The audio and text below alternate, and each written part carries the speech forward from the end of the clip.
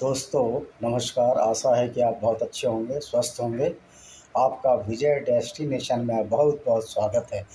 आज हम जावेद अख्तर जी के बारे में बात करेंगे, जिन्होंने कि एक अभी हाल में ही ट्वीट किया है 1-2 दिन पहले कि शाहजहाँ का 75% खून राजपूती था या हिंदू था। मैं ये समझ नहीं पा रहा हूँ कि ऐसा कहने का जावेद अख्तर जी का क्या आशय था, ऐसा वो क्यों कह रहे हैं। उनकी सारी आप फिल्में देख लीजिए, उसमें हमेशा भगवान शंकर की मजाक उड़वाई उन्होंने, हेमा मालिनी और धर्मेंद्र के द्वारा। और भी कई पिक्चरों में जो जिनकी पटकथा सलमान खान के बाप सलीम खान ने और जावेद ने लिखी। सलीम जावेद दो स्क्रिप्ट राइटर हुआ करते थे, जिन्होंने शोले भी लिखी। इन्होंने हमेशा सार्केज्म अगेंस्ट वैदिक सनातन धर्म के प्रति किया, क्योंकि ये सनातन वैदिक धर्म की ABCD भी नहीं जानते हैं। और इन्होंने ऐसे धर्म को प्रश्रय दिया जो काफिरों को मारने की हिदायत करता है। तो शाहजहाँ में 75% खून का, उनके ब्लड में 75% हिंदू खून था, इस कहने का क्या आश्चर्य है। इस्लाम में एक आयत है कि जब तक कोई भी हिंदू स्त्री या गैर मुस्लिम स्त्री इस्लाम को ग्रहण नहीं कर लेती है तो उसको निकाह नहीं माना जा सकता, और रखेल के तौर पर वो भले ही रह ले। यानी कि इस्लाम में गैर जो मुस्लिम हैं स्त्रियां हैं या काफिर स्त्रियां हैं, उनके लिए कोई रेस्पेक्ट का भाव नहीं है। और जो इनकी पत्नी थी शाहजहाँ की, जो पत्नी थी वो शाहजहाँ की माँ भी एक हिंदू ही थी, जगत गोसाई उसका नाम था। तो ये जो जगत गोसाई इसकी जो माँ थी, जो जहांगीर को ब्याही गई थी, इनके पिता को, वो किन परिस्थितियों में ब्याही गई ये भी देखने वाली बात है। ये एक तरफी है, ज़बरदस्ती और दादागिरी थी मुग़ल साम्राज्य की, इस्लामिक जिहादिस्ट सोच की फलस्वरूप। और उन्होंने उसके पिता को, जिनको जो कि उदय सिंह थे, और उनको फैट किंग भी कहा जाता था, मोटा राजा कहा जाता था, तो उनको मजबूर कर दिया। इवन उनके चाचा कल्याण दास ने ये कहा था कि अगर ये यौवन को ब्याहेंगे तो मैं इसकी गर्दन काट दूंगा, हस्बैंड और वाइफ की, यानी कि जहांगीर की और उसके पिता की, जहांगीर की और उसकी पत्नी की, यानी कि शाहजहाँ की माँ की। लेकिन उसको बाद में इन्होंने बंदी बना के उसको अरेस्ट करवा दिया था।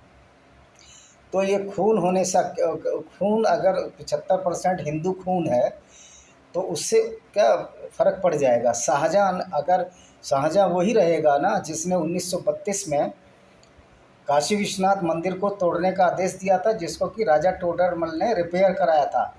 लेकिन वहाँ हिंदुओं के प्रतिरोध की वजह से उस मंदिर को नहीं तोड़ पाए थे ये लोग शाहजहाँ के आदेश से, लेकिन 63 और मंदिरों को इन्होंने गिरा दिया था।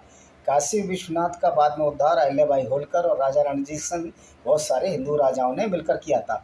तो ये मानता तो उसी कुरान को था जिसमें लिखा गया है कि, क्या लिखा गया है, सूरह अल मुम्तहना में लिखा गया है, ए ईमान वालों, यानी कि मुस्लिम, मेरे दुश्मनों और अपने दुश्मनों काफिरों को दोस्त मत ना बनाओ। तुम तो उनके पास दोस्ती का पैगाम भेजते हो, हालांकि तुम्हारे पास जो सच्चा दीन आया है उसमें ये मुनक्किर है, काफिर है, जो अकीदा ना रखता हो, विश्वास ना रखता हो। कह रहा आप तो उनके लिए दोस्ती का पैगाम भेजोगे, लेकिन वो आपके उसमें धर्म में, कुरान में, मोहम्मद में और खुद अल्लाह में, जो कि अल्लाह खुद कह रहा है कि मेरे में विश्वास नहीं रखते, उनको दोस्त ना बनाओ। तो क्या जावेद अख्तर इस आयत को, कुरान की को बदल देंगे? क्या उनमें इतनी हिम्मत है कि इस आयत को बदल दें और बता दें लोगों को कि कुरान ये कहती है कि काफिरों को दोस्त ना बनाओ?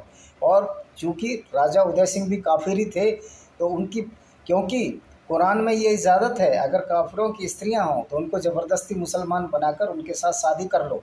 लेकिन अगर कोई मुस्लिम लड़की है और किसी गैर मुस्लिम से शादी करती है तो उस जो लड़का है या पुरुष है उसको मुस्लिम बनना पड़ेगा। ये दादागिरी, अत्याचार और तानाशाही इस्लाम धर्म की नहीं है। और शाहजहाँ ने एक और जो हमको उपहार स्वरूप दिया है, आप दिल्ली जाइए तो GB रोड नाम की बस्ती है, वहाँ ये उसी की वेश्यावृत्ति का जो अड्डा है ये शाहजहाँ का चलाया हुआ है, क्योंकि बहुत सारी हिंदू स्त्रियों को पकड़ पकड़ कर वो लाया, अपने हरम में रखा। और बाद में ये जो हरम था ये जीबी रोड के आसपास ही था, क्योंकि शाहजहानाबाद जो था, लाल किला तो बहुत बाद में बना है, शाहजहानाबाद के पश्चिम में 2-3 किलोमीटर पहले जहाँ चांदनी चौक है, यहीं पर उसकी राजधानी थी, जहाँ की जीबी रोड भी है पहाड़गंज और नई दिल्ली रेलवे स्टेशन के आसपास। तो ये शाहजहाँ की देन है। और अगर वो विदेशी भी नहीं था, लेकिन उस किताब का, उस इस्लाम का फॉलोवर तो था, जो कि दूसरों की स्त्रियों को जबरन रैप करने, उनको आपस में बांटने के लिए, उनकी दौलत को लूटने के लिए, जिसको लैंड जिहाद के नाम से जाना जा रहा है, उनकी स्त्रियों को बांटने के लिए, और जिसको लव जिहाद के नाम से आज जान रहे हैं मॉडर्न डे में, और उनकी स्त्रियों को वेश्यालयों में बेचने के लिए यूज़ किया जाता और स्त्रियों को बेचा भी जाता था। तो ये तो वही कुरान पढ़ता है। और शाहजहाँ ही वो व्यक्ति था जिस अकबर के जजिया कर जो अकबर ने ख़त्म कर दिया था, इसको वापस इसने लगा दिया। तो शाहजहाँ ने मीना बाज़ार भी लगवाया था और उसमें हिंदू स्त्रियों को ही उसने मोस्टली प्रताड़ित किया था। तो ये नहीं कहा जा सकता कि 75% उनमें राजपूत या हिंदुओं का खून है, तो शाहजहाँ कोई भगवान हो गया या शाहजहाँ कोई निर्दोष हो गया। शाहजहाँ उतना ही बड़ा निर्दोष, इतना ही बड़ा दोषयुक्त है जितना कि औरंगजेब था। और जावेद अख्तर कहाँ से ये नई नई बातें ले आते हैं, ये पता नहीं क्या शेख चिल्ली वाली बातें करते हैं, ऐसा प्रतीत होता है इन्होंने हिस्ट्री को नहीं पढ़ा। इनसे यही मेरी निवेदन है कि बज़म और नज़म और कविताएं और गाने लिखें, और इनके बस की और कोई कार्य नहीं है। और पहले कुरान को पूरी को पढ़ लें। और दूसरी बात है, ये अपने को एथिस्ट कहते हैं, यानी कि जो किसी धर्म को नहीं मानता, फिर ये हर जगह अपना पाँव क्यों घुसेड़ते हैं। शाहजहाँ विदेशी था, शाहजहाँ देश का था, शाहजहाँ मुस्लिम था, शाहजहाँ हिंदू था, शाहजहाँ काफिर था, या जो भी कुछ हो, इनसे इनको क्या मतलब है। ये इस बात पर क्यों तुले हुए हैं कि शाहजहाँ में 75% खून मुस्लिम था। उसका खून मुस्लिम हो सकता है, 75% खून राजपूतों का, हिंदुओं का था, 25% मुस्लिम था, वो एक अलग चीज़ है। लेकिन उनका मस्तिष्क, उनका ब्रेन क्या सोचता था, वो वही सोचता था जो कुरान में पढ़ा है। तो कहने का आशय ये है कि जो उनकी पत्नी शाहजहाँ की माँ थी, उसकी तो चलती ही बिल्कुल नहीं थी, क्योंकि उसका अंत बड़े ही बुरी तरह हुआ, उसने जहर खा के आत्महत्या की। तो ये सब कहना बेकार की बातें हैं। हमारा मूल मोटो है कि कुरान की वजह से ये लोग कुरान की वजह से ये लोग अपने कर्तव्य से भटक गए हैं। हमारे मुस्लिम भाइयों से कोई भी विरोध नहीं है, लेकिन कुरान की उन आयतों से जो विरोध है, जो कि मानवता को शर्मसार करती हैं और पूरी दुनिया को दो हिस्सों में बांट देती हैं। आशा है कि आप इस वीडियो को पसंद करेंगे, सब्सक्राइब करेंगे और बेल आइकन को दबाएंगे, ताकि आपको नए वीडियो का नोटिफिकेशन मिलता रहे। वंदे मातरम। जय हिंद।